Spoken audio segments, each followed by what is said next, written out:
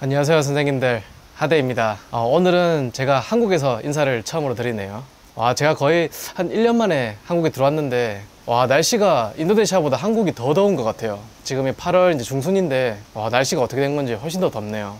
오늘은 인도네시아, 특히 자카르타 여행하실 때 주의점에 대해서 좀 말씀드리려고 하거든요. 근데 주의점이라고 하면은 조금 딱딱하니까 여행하시면서 좀 참고하시면 좋을 내용들 몇 가지 좀 말씀드리려고 합니다.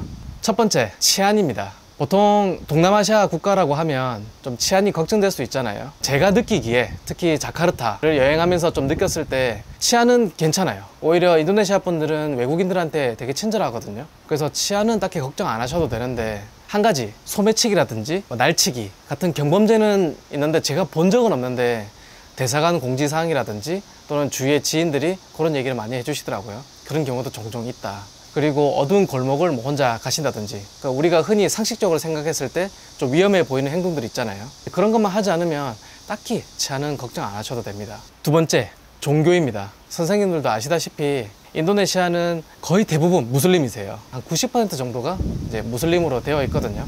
그렇다 보니까 저희같이 무슬림이 아닌 사람 기준에서 조금 답답해 보이는 면이 있을 수 있어요. 하루에 5번 기도를 한다든지, 돼지고기를 안 먹는다든지, 금식을 한다든지, 그런 거는 좀 답답하게 느껴질 수 있는데 이해를 할 필요가 있어요. 그들도 저희들한테 이슬람을 강요하지 않거든요. 그래서 조금 친해졌을 때 종교적인 이야기를 한다든지 그런 거는 좀 피해 주시는 게 좋아요. 아무리 친한 사이라도 종교적인 그런 주제는 굉장히 민감한 주제이기 때문에 그런 대화들은 최대한 자제해 주시는 게 좋습니다. 세 번째, 인도입니다. 나라 인도를 얘기하는 건 아니고요. 사람이 걸을 수 있는 도로. 인도네시아를 이제 여행 계획을 하실 때 나는 가까운 거리면 좀 걸어가야겠다, 혹은 배낭을 메고 걷는 걸 좋아하시는 분들은 그렇게 하기에는 사실 쉽지 않아요. 왜냐하면 인도가 잘 되어 있지 않거든요. 대부분 도로로 되어 있고, 인도가 있다고 하더라도 극히 일부 지역에만 인도가 있고 되게 좁아요. 그래서 걷기에는 상당히 불편해요. 특히 또 날씨도 덥고 자동차, 오토바이가 바로 옆을 지나가기 때문에 위험할 수 있어요. 거의 걸을 수 없다고 보시면 됩니다. 네 번째, 교통체증입니다. 특히 자카르타는 교통체증이 굉장히 심한 걸로 유명하거든요. 마닐라나 방콕 못지않게 굉장히 교통체증이 심한 걸로 되어 있어요. 출퇴근 시간 걸려버리면 한 10km 가는데도 1시간 반, 2시간 걸리거든요. 여행 계획을 짜실 때 이동 거리를 기존에 생각하셨던 거 대비 조금 더 플러스 한 30분에서 1시간 정도 예상을 하시고 움직이시는 게 좋습니다. 그리고 이동하실 때 택시는 그랩이나 고잭을 이용하시는 게 좋습니다. 되도록이면 오토바이보다는 자동차를 타시는 걸 더 권장드려요. 왜냐면 사건 사고가 굉장히 많아요. 피치 못할 시 오토바이를 타시게 되면 반드시 헬멧 꼭 쓰셔야 되고, 특히나 자카르타에서는 헬멧을 쓰지 않으면 현지 경찰분한테 좀 건덕지를 걸린다고 해야 되나, 그런 빌미를 줄 수 있기 때문에 반드시 헬멧 착용하시고 자동차를 권장드려요. 다섯 번째, 수질과 공기 오염입니다. 수질부터 먼저 말씀드리면 물이 이제 석회질에다가 깨끗하지가 않아요. 가능하시면 필터를 챙겨 오셔가지고 사용하시고, 양치질 하실 때는 생수를 이용하셔가지고 양치질을 하셔야 됩니다. 그 필터를 제가 인도네시아에서 사용했을 때 필터가 짧게는 1개월, 3개월까지 쓸 수 있는 필터였거든요. 근데 인도네시아에서는 일주일만 써도 갈색으로 변해버려요. 한국보다는 확실히 수질 오염이 심하기 때문에 참고하시면 좋겠고, 대기오염. 자카르타가 공기가 굉장히 안 좋아요. 스모그라든지 매연이라든지 그런 것 때문에 호흡기 질환이 있으신 분들이나 없으신 분들도 호흡기 질환이 생겨요. 그래서 반드시 마스크 착용하셔야 되고, 특히나 아이들 마스크 착용시켜야 됩니다. 인도네시아 분들 담배 엄청 많이 피우시거든요. 담배 연기에 또 많이 노출될 수 있기 때문에 꼭 마스크 착용하셔가지고 건강관리 신경 쓰셔야 된다는 거. 여섯 번째, 유심입니다. 인도네시아 들어왔을 때 어쨌든 핸드폰을 사용하셔야 되잖아요. 유심을 구입하실 때 공항에서 구입하지 마시고 자카르타 시내로 들어오셔가지고 텔콤셀이라는 데를 찾아가세요. 여권 반드시 챙기시고요. 그래서 여행자 유심을 사러 왔다고 말씀하시면은 한 10,000원 안쪽이면은 한 30기가 에서 50기가 넉넉한 데이터로 구매 가능하시거든요. 한 가지 유의사항이 있어요. 인도네시아는 좀 특이한 법이 있어서, 법이라고 하면 좀 그렇고, 그 이메일이라는 걸 등록을 해야 되거든요. 90일 이내로 여행을 하실 분들은 이 내용을 넘어가셔도 되고요. 좀 장기 체류하실 분들은 반드시 이메일을 등록을 하셔야 되거든요.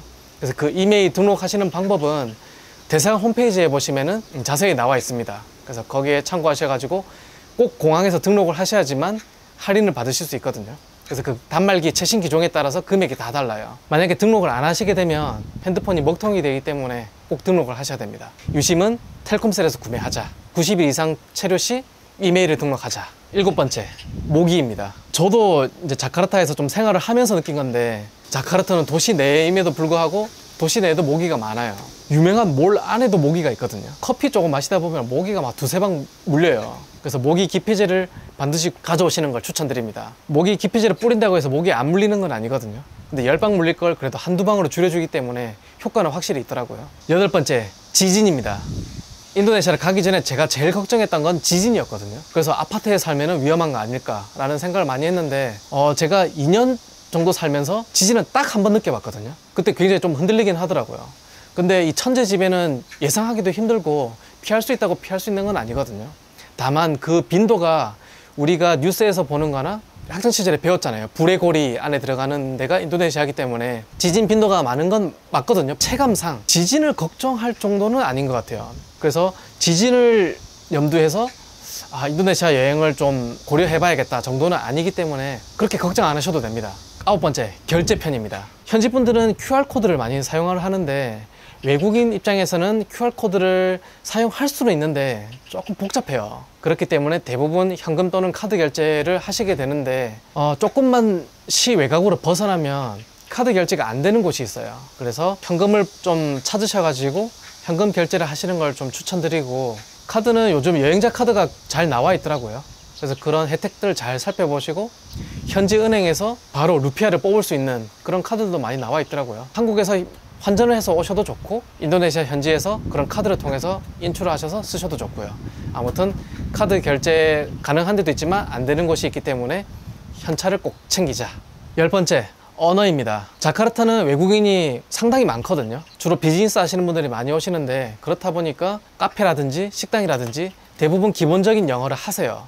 다만 대형 몰이 아니거나 조금만 시 외곽으로 벗어나면 인도네시아 언어밖에 못 하시거든요. 번역기를 사용하시거나 아니면 현지 친구분들이 계시면 현지 분들한테 대동해서 가시는 걸 좀 추천드리고, 인도네시아어를 전혀 못하는데 어떡하지? 그랬을 때 좀 걱정이 드실 수 있잖아요. 그렇게까지 걱정은 안 하셔도 됩니다.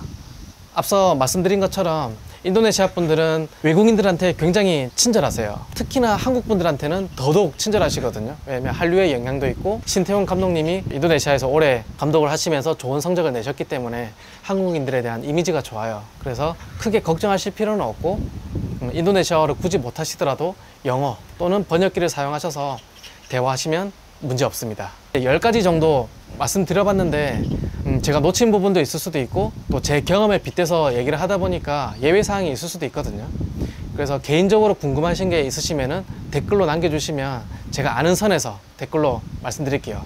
저는 조만간 다시 인도네시아로 돌아가서 또 재밌는 인도네시아 컨텐츠로 찾아뵙겠습니다.